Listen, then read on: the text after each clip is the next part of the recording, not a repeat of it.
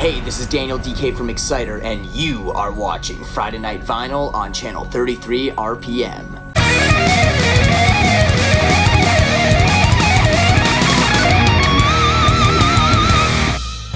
Hi, my name is Frank. It's Friday. That means time to kick back, relax, and talk music. As you saw off the top, we have a very special guest today, none other than Mr. Daniel Dekay from Speed Metal Pioneers, Exciter.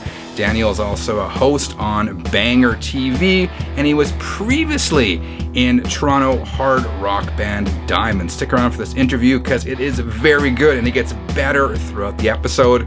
The way it works, I sent Daniel some questions and he answers them for you. He talks everything from road stories to record collecting in Japan and tons more. So without further ado, over to you, Mr. Dekay.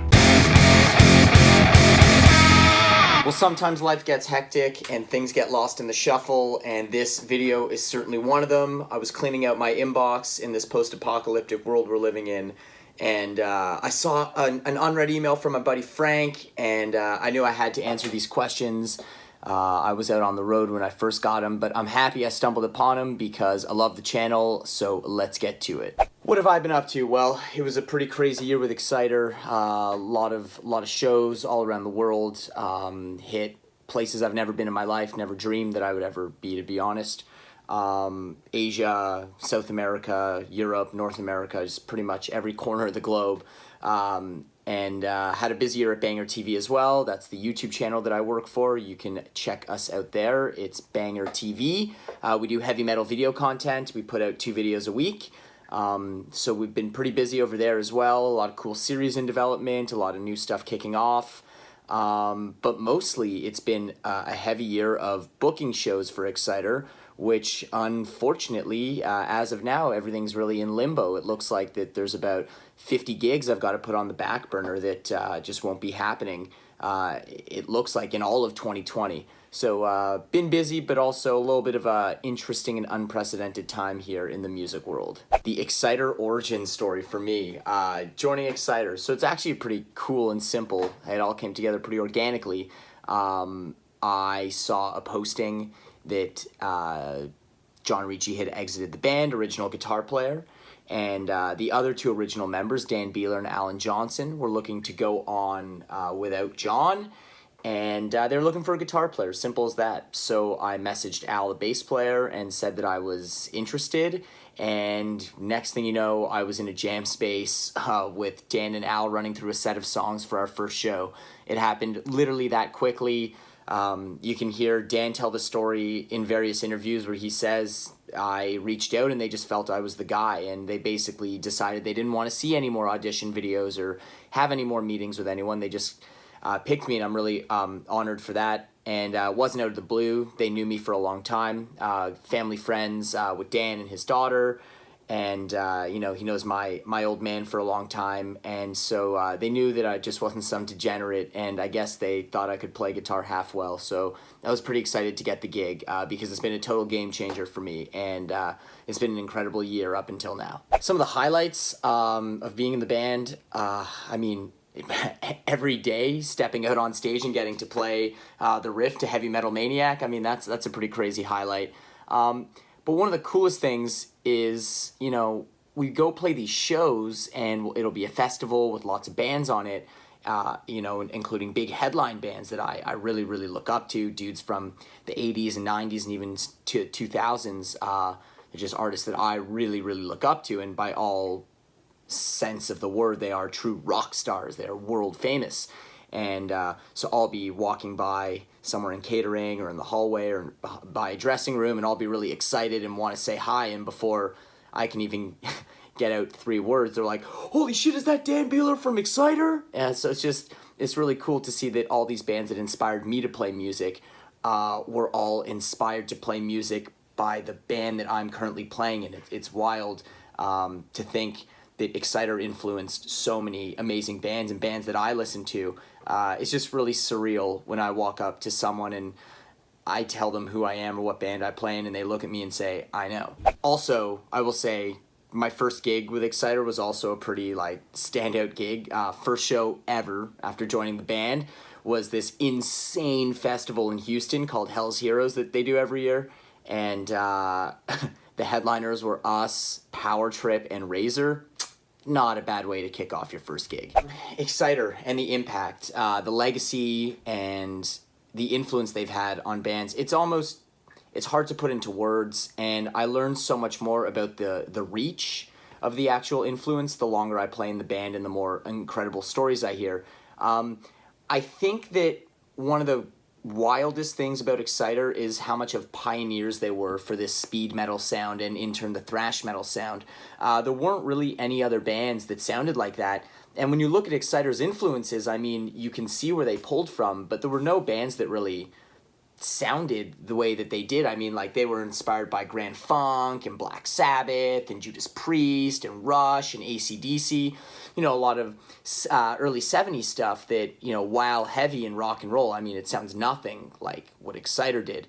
So Exciter didn't really have a framework for, you know, starting a band that sounded like speed metal. I mean, for me, when I was in high school and I wanted to have a speed band or a thrash band, it was very easy for me to pull Master of Puppets off the shelf or So Far So Good So What off the shelf and be like, well, this is the framework for what I want my band to sound like. But Exciter didn't have that. They really did create their own sound, and I think that is part of a major part of the lasting legacy that the band has had on the world of music and all the bands after them to come. Their influence is literally felt for generations and generations after their first record dropped. Violence and Force or Heavy Metal Maniac. Out of those two, I take Maniac. It's the first full length. It's majority of the songs that we play live in the set come from that record. We almost play that whole record live every night. It's the one that, from the artwork to the lyrics to the title track, I really think the one that defined the band and really set them on their way. I will say, though, that I have a very, very special place in my heart for Long Live the Loud. I think it's like John Ricci at perhaps his riffing best. I mean, the production is incredible, but also the weird one for me is I love Unveiling the Wicked, and I always have. I think that Brian McPhee's an incredible guitar player, super melodic solos, really interesting songwriting on that record, and I'm stoked that now, after joining Exciter, they've decided to play tunes from Unveiling the Wicked live again. It's super cool. They haven't done that since '87, so it's cool that I get to bring something new into the fold as well. What is the status of Diamonds? Diamonds, we played one gig this year. It's the same soul gig that we did last year. It's the Monsters of Rock Cruise. Anytime those guys extend the offer for us to play a show, of course, it's a hard yes on our part. We put together either our classic lineup or as close to as classic of a lineup as we can put together. We do it and we rehearse an awesome set and we go out and do that because we love those dudes. But overall, there's no new music in the works and we're not active whatsoever. We're all living all over the place and we've all moved on and we're doing different projects, but that one will always have a very special place in our hearts. Record shopping on the road, that's literally all there is to do. Of course, I still find time for it. Touring is literally just a hurry up and wait game. You pull up into a new city, you hop out, check the venue, check the hotel, realize there's literally nothing to do for you except for potentially drink, smoke, and eat, and you do a little bit of that, and then you pull out your phone and Google closest record stores. Record shopping in Europe has been incredible this year. Most recently, we were just in Germany. I picked up some awesome, much harder to find European pressings of early thrash stuff, especially Destruction and Creator stuff, really popular in Germany. When you find them in North America, they cost a fortune, or they're really bunged up, or they look very used. And I found that in Germany, it's a hot spot for finding records that are a lot more difficult to find here. Plus, picking up Kiss records with without the lightning bolt S's is pretty cool. I like to collect those variant covers. And then, of course, in Japan, we were very recently in Japan, and Recofan and Disc Union and the HMVs, all my usual stops when I'm in Asia, and I love the record shopping there. I always tell people when they ask about record shopping in Japan, because most people just know about the Obi strip and that there were some extra tracks and stuff. What they don't realize is that, and what I didn't realize was my first time in Japan, is picking up a record from 1978 and looking at it and being like, whoa, wow, this is a really cool repress, because I mean it's in mint condition. Why would it look like this? Is from 1978. Like, it could have still been sealed. It was in such immaculate shape. And realizing that no, that is an original press from 1978. It was just cared for very, very, very well by very, very, very soft hands. And it's pretty crazy. If you see a record on a shelf in Japan and it looks too good to be true, it's not. It is in mint condition. It has been taken care of. It has all its proper inserts, and there's not a single scratch on the record. I guarantee it. The culture of opening a sleeve and checking a condition in a used record store does not exist there. I got yelled at the first time I did it in a disc union. It's very rude to open a record. If it's on the shelf, like, trust me. Unless there's a note about the grading, trust me, it's in immaculate shape. Just buy it and go home and treasure it. Metal records everyone should own. I don't know. 3, I gotta pick 3. It's like an ever-growing, evolving list of just tons of metal records everyone should own. But I mean, Don't Break the Oath, Merciful Fate, Sabbath, Master Reality, Priest, Stained Class, and a fourth for good measure, Entombed, Left Hand Path. I would say those are all essentials. And if you ask me this question next week, I would give you 4 other essentials, because there's no such thing as too many. More is more. My prized record. This is one that also changes. I know that we did a video together before where I showed one of my Zeppelin bootlegs that was totally one of my more prized possessions. But recently I picked this up and I'm pretty stoked on it. It's first Kiss record. There's nothing crazy about the pressings. A first press Canadian. Which I have a few of, but it was the little piece of paper it came with that was really exciting. It's the original press release from when the album came out, and it features that weird flame logo that a lot of Kiss fans know about that wasn't used that often. Just a really cool, obscure piece of history that I didn't already own. So I was really stoked to find this, and at a very reasonable price. Came with the album. No price gouging. I bought it off a very honest